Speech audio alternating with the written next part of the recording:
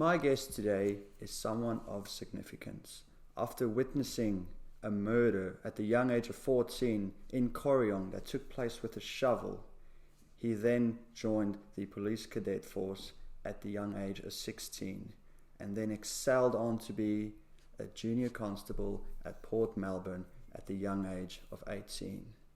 41 years, 1 month and 26 days later, as he put it, he then resigned from the police force, and later in 2012 he became the mayor of Albury. Without any further ado, my guest today is no one other than Kevin Francis Mack. My name is Llewellyn, and you're listening to Finding Borders. Roll intro, Season 2, Episode 1.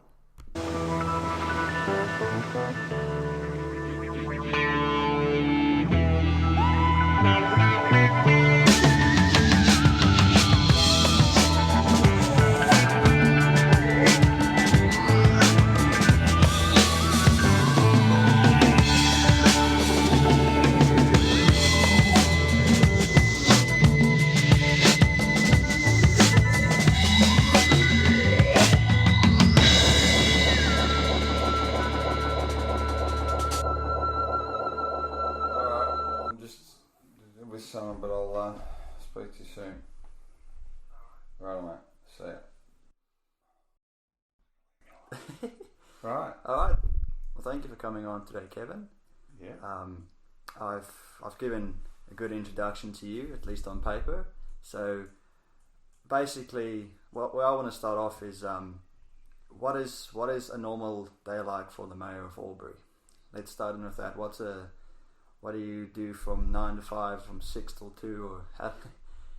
Well, ordinarily the roles in regional government are part-time roles. Okay. When I started in 2012, I was the deputy mayor. In 2013, I became the mayor, so I took leave from work and was full-time and have been ever since. So, and when you're full-time, you create a lot of networks and a lot of expectations. So, you answer a lot of messages, you check a lot of emails, and in this day or this post-COVID world we live in, we spend a lot of time on Zoom. So, okay, which is can be quite draining. But we're back to some level of normality now. So there's a lot of meetings and a lot of discussions, but the community is still ramping up again. But ordinarily, you'd spend a lot of time working and spending moments in the community, opening things, going to their meetings, telling them all about council, telling them where they can get their best point of contact for council, helping them with inquiries, helping them with their complaints. Hopefully there's less complaints and more praise. That's what we got to hope for. And so this is how you build your networks and your connections. You go to these openings of skate parks and museums and shopping centres, and then through that you come in contact with obviously the community and then other politicians or members of parliament. Oh yeah, but there's different levels. I mean, that's a day process. What happens on a more strategic process is the strategies of council require advocacy and endorsement with our local, state and federal politicians. And if that's the case, then you have to arrange to meet with them and discuss the business cases and the efficacy of those projects. But the opening part is the end result. There's a lot of background work that goes into the process of every day. You're working in the background to work to the strategies of council, and we have a numerous range of strategies. And we've just rolled out the Murray River Experience Strategy, which is a whole range of infrastructure down on the Murray River, and that's been 20 or 30 years in the making. So it's just it's just being implemented now. So that's how long it takes from genesis to creation, and during that period different leaders or different people in council are doing their bit to try and advocate to fund those projects, and basing that advocation, that funding on economic or benefit to our community. So economic benefit and social benefit for our community. So you got to balance economic, social and the environment with every decision you make. So that is really the challenge. But the opening stuff and the networking stuff is just, it's an expectation for every council, or if not every mayor that sits on council. But it depends whether you're a person who wants to do that. Okay. A lot of mayors don't want to do that. They just want to do the advocating. They want to meet the right people and they want to shake the right hands. But Gotcha. I'm about touching base with anyone, and anyone wants to do anything, I answer their questions and try and help them solve their problem. But everyone's different, and everyone does things differently. Of course. And these implementations that benefit the economy, social and the environment, the triple bottom line, that's obviously what you're about and what the Albury Council is about as well, benefiting all three of these factors. I think sometimes levels of government do get a little bit confused because they put all these things in play, but they don't actually play to that. Yeah, they make strength promises. So they'll have a bipartite position on the environment or on a particular, like the Murray River, for instance, the water in this country. It's supposed to be social, economic, and environmental. A tripartite position, and they should all equally be represented. Depends who you ask, but I think it's focused more on the environmental stuff than it is on the other stuff. So sometimes it benefits whoever puts the case forward, but it looks good on paper. But in effect, I think local government more is the most accountable level of government in this country. So people can touch you, they can feel you, they can insult you, especially on these things. I mean, but the reality is you've got to be able to be responsive and be fair about it and be honest about it. So local councils, they can put these strategies forward. They can say they're ticking all these boxes, but mate, people hold you accountable all the time. I think that's a really important thing, to know that you're held accountable and to be able to say at the end of it all that you did your best job to make that happen. So and how does that actually feel when you say you take accountability for something that was both, a major success or a major failure, or even to the extent of the general stigma that all politicians are crook, quote unquote? Like how do you actually bounce back, or how do you take it when you succeed at something, or if something does end up failing, like if some project that's gone over budget, or you'd know more about that than me anyways, but how do you process all the backlash, good or bad? Oh, look, it's a balancing act, and I think again, it's who you represent yourself to be in your community, and the community understand that I tell it the way it is. So if I say that I made a mistake, I'm happy to say I made a mistake. If I say, and in this role, as a mayor, you've got to represent all of council, not just the councillors, not the other 8 councillors. 9 councillors on council, 1 is mayor. You've got to represent the business and the brand. So the staff regularly make mistakes. They're only human beings. Yes. And some of those mistakes can be quite costly. But as the mayor, you have to represent the business. Yes. As a councillor, you can go off in every different direction saying, they did a bad job. But it's not a self-interest, it's a people interest. So that's that balancing act that I say. And I would say one of the biggest frustrations I've had in the 9 years is because I'm a person who speaks my mind, is having to bite my tongue. And I hold them accountable in the background, but does that change their behaviour? Does that make things better the next time? Yeah. I sometimes don't think so, because they're in a business where it's not their money. No. And that's really my frustration, that in government, in every level of government, bureaucracies think that it's not their money. Why does it matter? But I value people's money. I value my own money. So if you're going to spend it, make sure you spend it efficiently and in the best interest of your community. But again, it's pretty hard to keep everyone happy. But like I said before, you are who you are, and that's the brand you leave. And the complication in this role is having to represent so many levels of the organisation, and be the people they blame, person they blame. Because let's face it, and it's a truism in local government. In government, does anyone know who the Prime Minister is? I think. Does anyone know who the Premier is? Does anyone know who the Mayor is? It depends on the profile, depends on the moment, but generally they don't know who the other councillors are. So, can be a good thing, can be a bad thing, but I know who I am. Yeah, you realise that people don't care either way, and that you can take it as a good or a bad thing. I know they care because, like I said, these things, more than ever, are the biggest level of accountability in the world, and for good or bad. Yeah. And the question you need to ask yourself is, and I've learned, you don't read it anymore. You don't respond to it. Yeah. I get messages all the time. I always answer them. I always respond to them. And I always try and do what I can, because they're only reaching out on Messenger, on Facebook, or on WhatsApp, or whatever they're on, Instagram. They try everything. They're only asking because they're getting to the end of their tether and they want help, and they're asking for help. So you pick and choose the ones you fight for, because some are a bit, of course, a bit flaky, but generally I'll respond to them all and I'll try and do what I can. But with COVID particularly, there's been a level of disinformation and poor information put out by the federal and state governments. So they think their local people will respond, and we do. And I think that's one of the good things we've been able to do over the last 2 years. But it has been a very challenging time. But as I say, information is gold. It has been right through the centuries. If you have the information, you have the gold. But unfortunately, sometimes the blurring of the lines can be a little bit confusing for people, and can concern them and put them in fear. And COVID has done that. And it can also hide a lot of the things that our governments are doing that are wrong. Of course. And they seem to blame COVID for that. Well, no, it was wrong before COVID. Because governments are generational businesses. They're not, it's like watching a slow-moving tank. Okay.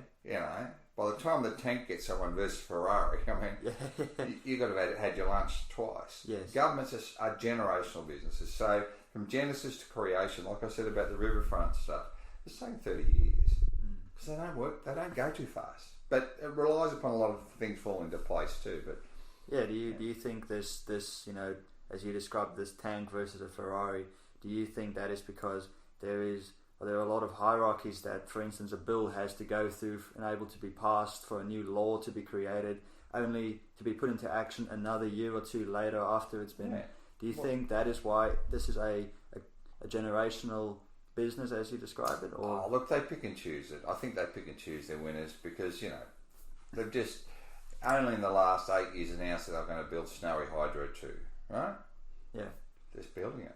If they want to build it, they'll build it. Yes. And unfortunately, when they go to that degree on a big project like that, invariably it'll have its problems because they haven't done the planning.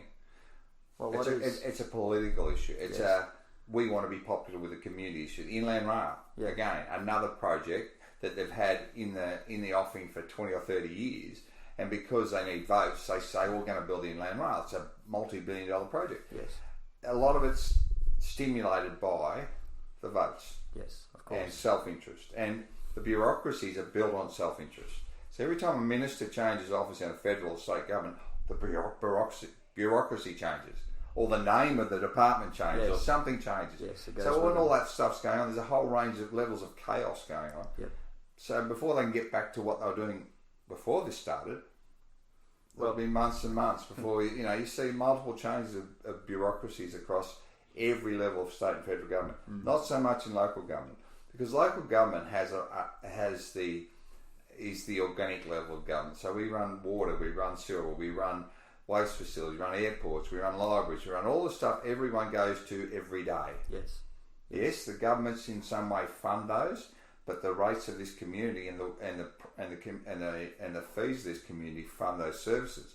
So we're a service level of government, whereas state and federal governments are not as much into the service, they're into the bigger strategy, and that strategy is based on getting votes, not based on if we need it or not. And that's right across the world. I mean, it's just not here. And do you think that, not that this is what I wanted to talk about today, but do you think that the implications of COVID on government proves that there can be acceleration? Oh, look, I think COVID has exposed this country for what it is, a basket case. The Constitution doesn't work. The warring between the borders has created divisive, warring outcomes for non-cooperation, excuses upon excuses for not doing things.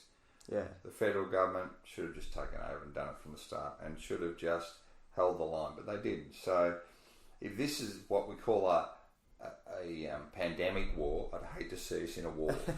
They haven't managed it very well, but it's been difficult for everyone. But no, look, I get you. This is not something you really need to touch on. It's a philosophical piece. Yes. It'll be borne out by the time of the time that goes by as to how they handled it, and they'll be judged by that in the future by your peers and the younger generations. But it's done a lot of damage. Yeah, I mean, what I've at least read in articles when I'm going through my everyday business searches and I don't know, S&Ps, NASDAQs, whatever, they do mention that, first of all, it strikes me that Australia and New Zealand seem to be some sort of a mockery for the rest of the world. One journal called us lockdown happy countries, where as soon as something happens we just close everything down. So you then think that obviously that's affected our reputation as Australians and some of the Kiwis. Look, I think again, the smaller the country or the smaller population, the larger the country, like this country is, the more they had a bit of a luck. They lucked on it in the first place. They had one outbreak and then they controlled it, and they went from just control to zero to getting rid of it. And unfortunately, you can't get rid of it. That's the mistake they made. Yeah. You control. You don't try and get back to zero. And we've been fighting that for the last 2 years when we should have just, like every other country in the world has done, get to as best a position you can, vaccinate and move on. But the vaccination rollout has also been an issue for this country and New Zealand because we had low rates. So Pfizer, all AstraZeneca, all these pharmaceuticals were more focused on the bigger population, not the smaller population. So there's a whole range of reasons for it. But look, to be honest, it's 2 years of our lives, and I don't know, it'll continue to roll out, and it'll continue to. We'll all be judged by it in some way or another, and we'll have to live with it. But it's not the only part of what we all stand for. But it's been an interesting process, and it's been a very draining process for a lot of people, and I just really feel sorry for people's mental health, to be honest. It would be great to get Australia. I was reading about Portugal that is now in what's called an endemic, where they're just living with the virus. They have these restrictions, but they need to be tested before they can go to a massive, at capacity soccer game or walk down the streets, ride public transport. I think so long they can just prove that they've tested negative for the virus. And there'll be arbitrary requirements for years to come, and that really is the sadness of all of this because, I was just down in the CBD now, and you're just scanning, you're showing your vaccination certificate. You really do feel like you couldn't be bothered going into the shop or going into the business, and that is bad for business. Yes, something's got to change. There's got to be a better system, but it's just the best we've got now. And other countries have done different things, but the reality is, again, I think we've stuffed our economy. This country is on its knees, and I don't know what the government's going to do about it. But more importantly, locally we're doing okay, and they've got an election coming up in another 2 weeks, and I wish everyone the best of luck, but I won't be there, and that's the main thing. Well, I wanted to get into that now that you mentioned the election, and I believe you're stepping down from the Mayor of Albury reasonably soon. 2 weeks. The next 2 weeks. All over. Yeah. Yeah. Is there? Well, first of all, was there a reason for your stepping down? Did you feel that you've done all you could do to the best of your ability, and it's time to pass the baton on to the next person, or is it just a matter of being consumed and tired, especially over these last 2 years? It's a bit of everything, I think. But more importantly, whilst you're doing your best work, you should leave on a high. You shouldn't leave on a low. While you still like people, you should still like them, because eventually you become to resent people because you're resenting yourself, because you're pushing yourself beyond those limits that you ordinarily don't. And I think we've done a lot in the last 9 years, and save for the last 2 years, the 7 years to that, there've been a lot of good times and a lot of bad times, and overruns in budgets, decisions made about different parts of our business that could have been done better had the staff got it better.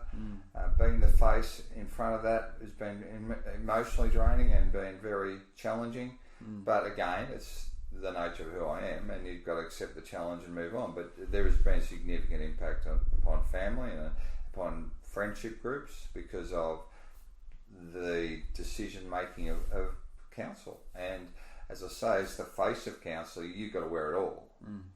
Like I said, no one knows who the other 8 councillors are, and that's they get that anonymity. That I mean, that's fine. You're signing up for that. I have no issue with anything I've done the last 9 years. I think it's been fantastic. But I am tired. But I'm also looking for another challenge, and that's really I've done the 7 years as Mayor of Albury, and I've done it as best I possibly can. But I've also realised getting on the political merry-go-round isn't something I want to do because you just keep going around on the carousel and you see people getting off, and they're the people you think shouldn't get off because you've done all the work and they've done nothing, and they get they get the golden ring. But it's just life. I mean, you got to accept politics for what it is, and this has been fun. Public life has been something that suits some people, doesn't suit others, but I think it's suited me. But I just don't want to do it anymore. I've just had enough, and it's time to do something different. Yeah, because you weren't always in politics either, to my understanding. No, I was a policeman for 40 years. For 20 of those years, I spent a lot of time working with young people and families and mentoring young men and young women and providing programs and projects, wilderness therapy projects and a whole range of conferencing projects with families and kids that were disadvantaged. So, and again, that 20 years of doing that set me up to do what I'm doing now. But at the end of the day, policing is a service industry too. It's helping people, but it's just consistent with the theme. But it's just I've done that now too, so I understand the whole dynamics of what the community needs. So it's now time to say, well, what do you do next, and how do you do it to your best ability? And I'll get a job, do something different. But it's the first time I've had to apply for a job since I was 16. So, well, what's next up for Kevin Mack then? Know. Don't know. Where have we been applying? Service, some job in the service industry, but something that'll be transferable and the knowledge you'll be able to use. I think the important thing is anyone working or young people when they try and choose a career or a role, they should think about what does that look like for them in 5 or 10 years, because the now doesn't sustain the next 4 to 5 or 10 years. The now is just suits me for now. Well, what's your plan, and where do you want to end up? And I think right now our young people, and not pre-COVID, they were thinking this way. It's all about afterpay. It's all about don't accept responsibility. It's all about mum and dad will pay for it, or the government will pay for it. Or there's just too much of this not taking responsibility, and I think eventually this generation will get it. And when I say this generation, your generation will work it out that you got to work. You got to actually take ownership and actually stand up for something. And that once you actually plan your life out a little bit more, you're standing up and you're taking ownership. You just can't sit in the ether and think it's going to happen. Someone's going to pick me up. They're not. You've got to actually step up, and you've got to own something. You've got to move on. And it doesn't need to be anything large. It just needs to be stepping stone to the next thing. And I think, and that's basically what I've spoken to young people about for many years. You've just got to have a vision. Not every kid has to have, I'm going to be this, I'm going to have this all set by, and have a timeline, but you've got to start somewhere. Yeah. It's like this stuff you're doing right now. Maybe it's an opportunity, maybe it isn't, but you've got to give it a go. If you don't give it a go, you don't know. Yes. And I think that's really what the young people lack. They lack a lot of confidence. And I think confidence is something that's instilled from a young age, but I think with these things again, there's so much negativity on so many social platforms. They just don't feel empowered to do anything because, if I do that, so-and-so will do that. Well, no, it's not necessary. Own it, drive it. If it doesn't work, learn from it and do the next thing. See it through. But unfortunately, there's not a lot of people empowering young people to do that, and I think that's a challenge. That'll be a challenge in the next 5 to 10 years with COVID as well. So I don't know. Look, maybe I become part of that discussion. But look, there's heaps of people out there. There's heaps of people who do what I do. So I don't put a great price on what I do. I just tell people like you or anyone else what I think you should do. If you don't want to do it, so be it. Yeah. You can lead a person to understanding, but you can't make them think. So well, I had a young boy who was very cocky, very much sure of himself. He was on a trip with me, and he just wanted to muck up all the time. I thought, mate, you're supposed to be, because we used to run a raft program on the Murray River up on the upper reaches of the river, and it was all about teamwork. It was all about listening. It was all about learning. It's all about being part of a team. And he was this, I'm a footy jock and I'm pretty smart, pretty cocksure, and girls just lie down for me. And during the day, it was just painful. And we used to debrief at the end of the night. And I sort of used to single out good and bad things that happened in the raft or during the day when we're supposed to be working together. And I just said to young Josh, Josh, how did you go today? Yeah. Oh, fantastic. I said, Josh, what about this? What about that? I said, Josh, you actually got to, it's easy for you to believe in yourself, but it's also convenient for you to forget what you did. Yes. When you do the bad things, you've got to process that and work out how you do it better next time. I said, Josh, when someone asks you to do something, do you always follow them? No, I lead them. I said, well, mate, do you though? Your behaviour can be quite disruptive. Okay. And people follow your disruptive behaviour. So next time someone asks you to do something, you need to think about it before you do it, because sometimes it can have really, really poor consequences. Yes. And so fast forward that your behaviour being so disruptive can have consequences for those that want to follow you too. Anyway, I didn't take him on. That's the way I used to roll with all these kids. And then about 6 months later, I got a phone call from his dad, and his dad rang me early in the morning. I said, yep, what's going on? Well, I don't know what you said to Josh, but he's been very lucky. I said, well, what do you mean he's been very lucky? Well, this morning he got out of bed, which is not his normal thing. He gets out of bed early. We're sitting having breakfast at 7 a.m. in the morning. He goes, Dad, I need to tell you something. And he's very sullen. I said, what happened? He said, well, he was standing outside the pub last night, because they lived in a small town, and he was with all his mates. They're all underage, but this guy came out of the pub and said, do you want to come to a party? And he's been drinking.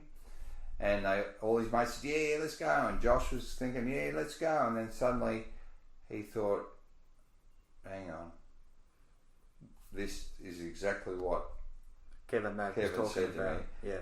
Don't follow, mate. If you have second thoughts about what you're going to do, don't be the leader and don't be the disruptor. So he didn't get in the car. Two of his mates got in the boot of the car. The car hit a tree. 2 kids died. And Josh realised that he could have been one of those kids in the boot that died. Wow. Yeah. And that's what I mean. You don't realise, and this is, you asked before about, you may say something to someone, but you don't know what sort of impression or what that leaves in that person's mind. Not by any stretch. No, you never do. And this is the thing. And I've always said to other people, even in council or in policing or wherever it is, that one thing you say to people, you don't really understand the power of that language until it actually amounts to something. And you never know.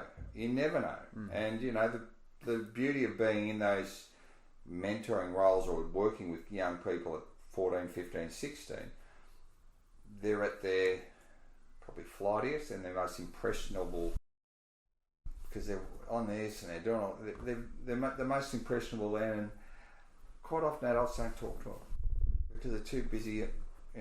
All parties are on these things, but it can be quite sobering when you have. That's an extreme story. Okay. But I've had a multitude of those stories from girls and young men who are now in their 25s and 30s who say, do you remember this? I don't remember that. But the thing about being in policing or in a uniform or in this role as the mayor or whatever, people remember you. Yes. It doesn't mean you remember them. No. So the way you behave can have a lasting impression on them. And the legacy you leave is what you say sometimes, or what you do.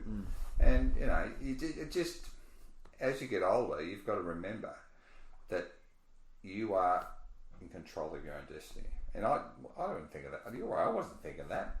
I had a plan, but, I was policing at 18. So, the plan was to stay alive. But it just can have such a significant impact on people, just simple things you say to them. Well, I was reading, and I'd love for you, to confirm this, because as you said, there is a bit of ambiguity when it comes to social media and all those lovely things. I was reading that at 14 you witnessed a murder in Corryong. Yeah, I did. You witnessed someone being killed with a shovel, and then, consequently 2 years later you applied for the Victorian police cadets, and then from there you went, as you said, at the age of 18 you became a junior constable in Port Melbourne. Yeah. Do you think that, and mind you, you were, I read about this guy called Mick Miller. You were playing cricket and footy at the Mick, the commissioner, and the commissioner. And he was quite fond of you, from what they described. Mick was very. And do you then think what you witnessed at the age of 14 then led on to you essentially joining the cadets and then junior onto senior constable of the Victorian Police? Oh, look, when I was at school, I wanted to do anything but be a policeman, but sliding doors like that sort of push you in different directions. And living in Corryong, mate, going to school in Corryong and not having been born there is quite an experience. It's very isolated, and moments like that can be quite traumatising. But I did lose a brother when he was 11 or 12 to a serious car accident up there too. So that then led on to the 14-year-old witnessing the murder, and then that guy was on the run, and he's from Melbourne, and he was what they call a painter and docker, or a wharfie. So I spent hours and hours in bed for months, laying awake thinking he was going to come and kill us all, because he was a dangerous man, and what I'd seen was quite dangerous. He hit this family friend over the head with a shovel while he went to urinate on a bush. So he was a pretty violent man. Yes. But then I had to, after they caught him, I had to go and give evidence in the court. Yeah. Spent 8 hours, a full day, sitting in the witness box of probably 16, 15-year-old by then. And you think, well, what's right or wrong here, and where do you want to be on? Which side of history do you want to be on? And then I sort of thought, Year 12 Police Cadet Academy, maybe I could do that. Yeah. But that was a challenge. But that's what I mean. The sliding doors had would you do it any differently? Probably not. But circumstance will always direct you in a different direction, and it's a lot more difficult now because we didn't have social media. We didn't have. All we had was media, or we had the adults who were our role models, and I think the challenges that sort of came out of being the police force in itself were quite overwhelming too. But it's 40 years, and I enjoy the job. I don't have any regrets about that. Well, I got involved in a lot of stuff I probably should have stayed away from, but it picks you, and I think when you're actually giving mouth to mouth to a guy that's got AIDS, and it wasn't. I was reading about that. Wasn't the most popular thing to do. Well, I heard. Well, you didn't know they had AIDS, obviously, which you can't. I read you were trying to grab them out from the windscreen, so you were cutting your hands and your arms just to save this gentleman, and then after the story came to that they had AIDS, it's almost like you were cast out because you might have AIDS. And this, I don't know, I was reading how there's the option of transferring you somewhere in the country or closer to your parents where you'll feel safer. And in the news clipping in the article, you actually did mention that that was just part of our job, what happened and how you tried saving them. It's your duty of care. Yeah, well, the issue, the circumstances really were unavoidable. Even if I'd wanted to avoid it, we drove straight into that accident that night. Basically, there was still dust in the air, and the car that actually shunted me in the pole was going the other way. So it was unavoidable. So we were first response on the scene, and I had a very junior member with me, a lady, and there were 3 people in the car, and the driver took the brunt of the accident. So he had significant trauma to his head, and he was in and out of consciousness. So I was trying to maintain his airways and also maintain his life. But unfortunately, he died in the car. But we found out later on when we actually went to his home, because he lived by himself, that he'd been to a doctor, and at that point in the 1984, AIDS was rampant, and no one knew how to deal with it. When you talk about me wanting to move out of Melbourne, and that wasn't the case at all. Politically, I got hung out to dry by our association, which is our union, because the governments of the day, right across Australia, if not the world, were not providing sufficient PPE, protective equipment, to deal with these sorts of things. Yes. That's even for ambulance, fireys, or police. So they hung me out to dry, and I'm only 24, and I'm thinking, oh, well, I thought this is, first experience in the media. And then end up in an international story, and they wanted then to hide me. So this went on for months and months.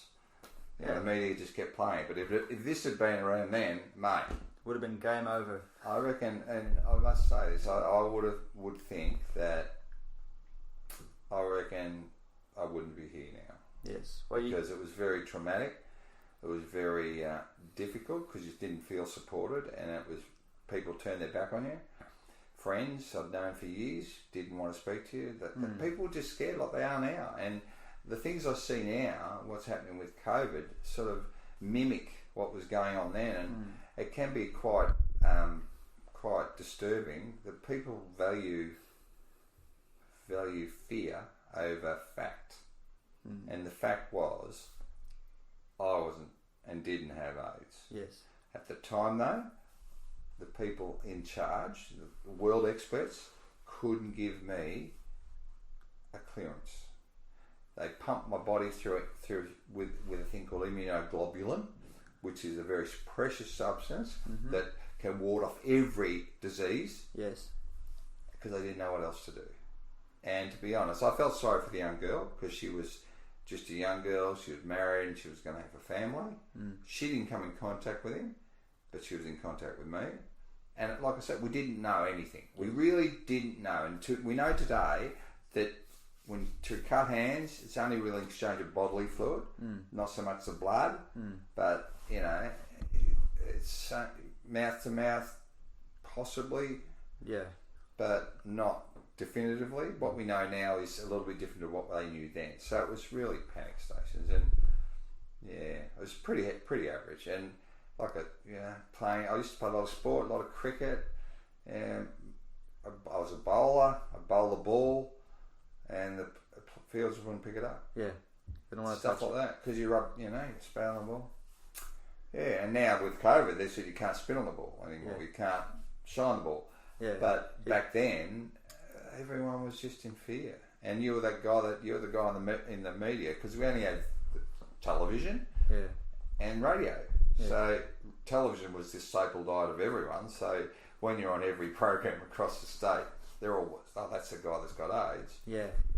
And it became a bit of a millstone. So it took a long time for that. And as I say, they shifted me up to Wodonga to hide me. Because politically it was just too hot to handle. Yeah. And the chief commissioner said to me years later, when I resumed playing football, that he should have done more.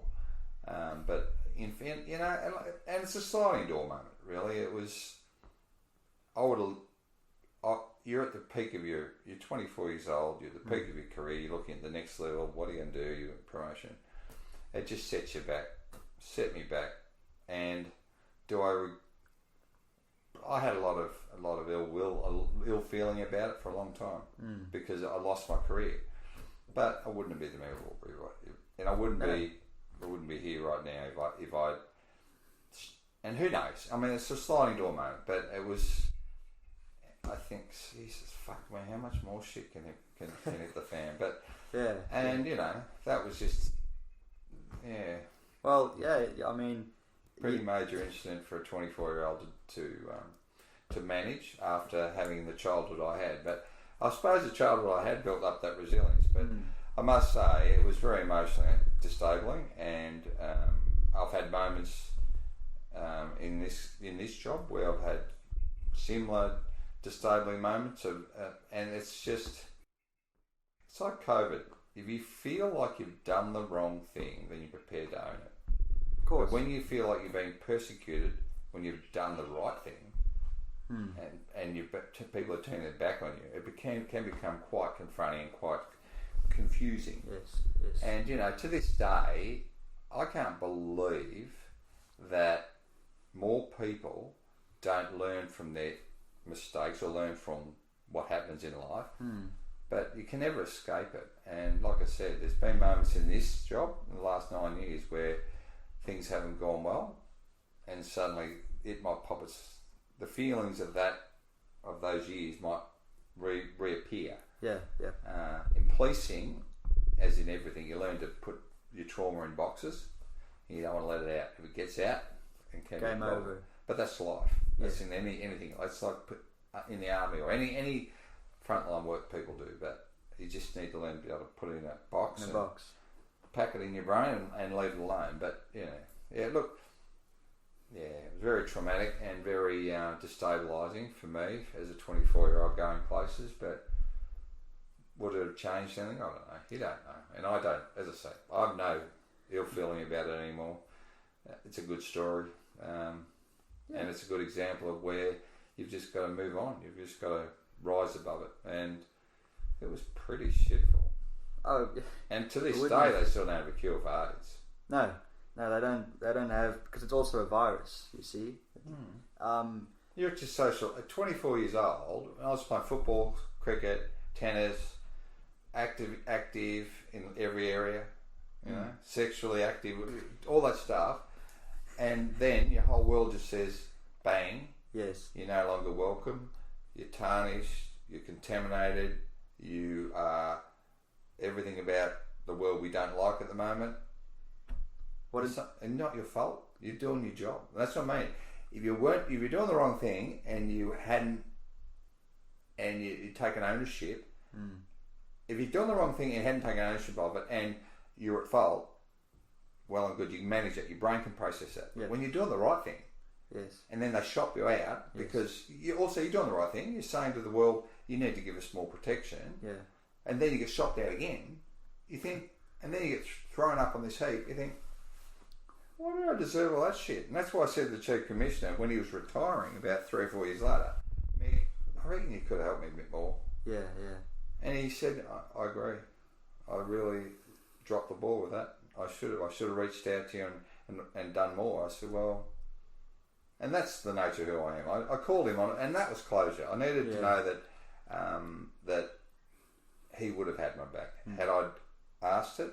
But these days, the distance between the Chief Commissioner and me at that point was like that. Yeah. Even though I was a good mate of his, because he's the boss and I'm just the junior.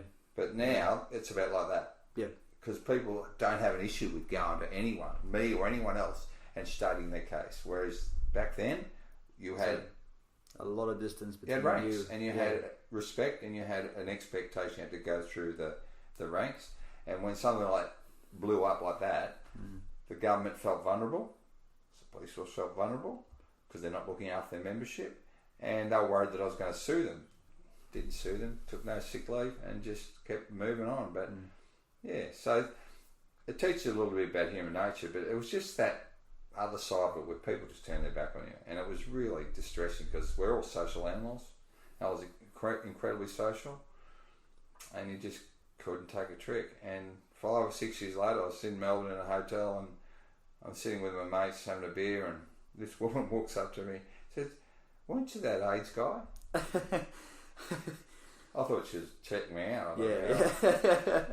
What? No. No, you were. I'm sure you were. I'm thinking, and had she had one of these, she would have been fine, but she didn't. No. No, my mate's going, no, she didn't look, lady, please. No, you aren't. Everyone took it. I'm going, oh, far out. Really? But anyway. Well, what did you learn from that time then? Oh, look, life's short. You got to really, I don't know. I don't think I took any away from that because it was just horrid.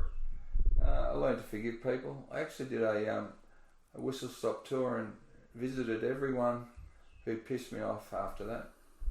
Everyone that had turned their back on me. Mm-hmm. About 4 years later, I went and visited them all because by then they'd realised I didn't have AIDS. Yeah. And told them how they'd let me down, how they disappointed me. Got closure. And that was it. And to be honest, most of them weren't my friend anymore. Yeah. They wanted to be my friend. They felt really bad about it, but no. And that's the nature of the beast. You guys in this generation feel disappointed if someone doesn't like you on Facebook. Yeah. You know, yeah, it's a currency. I had people. I was godparents of some of these. A kid of one of these, one of my mates. Mm. They just totally turned their back on me. Yeah. It's just distressing, and it just, as a young person, you think, like I said, if you're doing the wrong thing, yeah, you own it, but you expect forgiveness. Mm. I wasn't doing the right thing. I was doing my job. Yeah. As I was been doing my job here, and the parallels you draw in this context, and what I say about things that have happened since, is that when you're doing the right thing, and you know, heart of hearts, you've done the right thing, and then people accuse you of something you haven't done. That's that parallel you draw between this and something else, and you start feeling, what the hell have I done to deserve this? But you build resilience to it, but it doesn't mean you overcome it, and that really is what you've got to do. You'll never overcome things, but you need to be more resilient and step over things, not go through them, step over them, and remember what caused that. Yes. And that's really what I do. I remember what caused it. I think, no, not what I want to do again. But would I have stopped helping people? Would I have stopped reaching into a car? Didn't stop me doing Probably that. not, no. I didn't. No. It's your job. That's it. It's what you sign up for. So it didn't stop me from... No, I didn't turn my back on anyone. And if you're going to die, you're going to die. But the reality is, did I get disappointed with people? Yes. Did I hate people for a couple of years? Yes, I did. I didn't hate them. I didn't like them because I don't hate people. I don't. But yeah, it's a powerful human thing. nature. I accept it has enormous faults, enormous failings. Yeah. So you read about people that you read all the time about people who have been treated poorly by others, and it's a reflection piece. But I don't know, we have different ways of doing things. But you know, like I said before, on Facebook you got to like. If they don't like your post. That's the end of your life. Everyone doesn't like me, or they put a comment on Facebook. You're a goose. You think that's not fair? Yeah. Well, mate, life's not fair. No, it's not. You just got to look at the good things and move on and appreciate what you got. Yeah. Oh, wonderful. And thank you for taking the time to have this conversation with me, Kevin, and telling me a bit about yourself. I didn't know a lot of things about you up until this point of the interview. We've been living right next to you for all this time, and I think this is probably one of the most decent conversations I've had in that whole time period. But no, thank you again, and we're happy to have you on the show. No, look, thank you for giving me the opportunity. And look, as I said before, that life's one big experience, and I think the other thing about podcasts and about the interface with social networking, it is a good way of sharing positive messaging. Yes. And it's a good way of being able to introduce people to stories that they're not aware of. Because, like I said before, in my generation, we only had television, radio, and our parents, or our role models, and we would make an effort to talk to them. Yes. I think that right now is the problem. People would rather talk to a phone or a computer than talk to their parents. Yes. Or talk to an adult mentor, or talk to someone who has information. Remember, we've got 2 of these and 1 of those. Yeah. Use these more. And that really is the problem. People just seem to, and they have two of these, and they actually read that shit, and they don't understand that some of it's fake, some of it's not real, and it just creates levels of insecurity that are not good for the human brain. But anyway, that's another story. But, that's life. But so thanks for the opportunity, and hopefully, whatever you do, we'll keep you in the loop. That's for sure. Whatever you do is something you want to do, and when you learn that it's something you want to keep doing it, because failure is not part of the equation. You never fail. You just don't succeed, and you just need to find something you're good at and keep doing it, and that's what you've got to do. All right, thank you. Thanks, mate.